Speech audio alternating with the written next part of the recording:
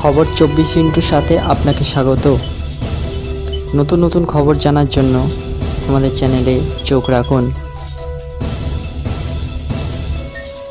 রাস্তায় ফেলে তৃণমূল কর্মীকে বেধড়ক মারধরের অভিযোগ কাঠগড়ায় তৃণমূলের পঞ্চায়েত সদস্য ও তার স্বামী। ঘটনাকে ঘিরে চাঞ্চল্য ছড়িয়েছে বারুইপুরে। পুলিশ ও স্থানীয় সূত্রে যেমনটা জানা যাচ্ছে, বারুইপুরের বেলেগাছি গ্রাম পঞ্চায়েতের বিদ্যাধরী পল্লীতে পুলিশ ও স্থানীয় সূত্রে যেমনটা জানা যাচ্ছে, ঘটনাটি বারুইপুরের বেলেগাছি গ্রাম পঞ্চায়েতের বিদ্যাধরী পল্লীতে। এই মারধরের ঘটনায় আক্রান্ত তৃণমূল কর্মীর নাম বিজয় রায়। তার অভিযোগ, স্থানীয় তৃণমূলের পঞ্চায়েত সদস্য মুনমুন মণ্ডলের স্বামী গৌতম মণ্ডল লটারি দোকানের আড়ালে সাঁটটার ঠেক চালাতেন, আর তারই প্রতিবাদ করেছিলেন বিজয়। মঙ্গলবার রাতে বিজয়কে রাস্তায় একা পেয়ে হামলা চালানো হয়। অভিযোগ, গৌতম ও তার স্ত্রী রীতিমতো রাস্তায় বিজয়কে ব্যাপক মারধর করেন। মারধরের সময় ভিডিও করা হয়, রীতিমতো ভাইরাল হয়ে যায় সেই ভিডিও।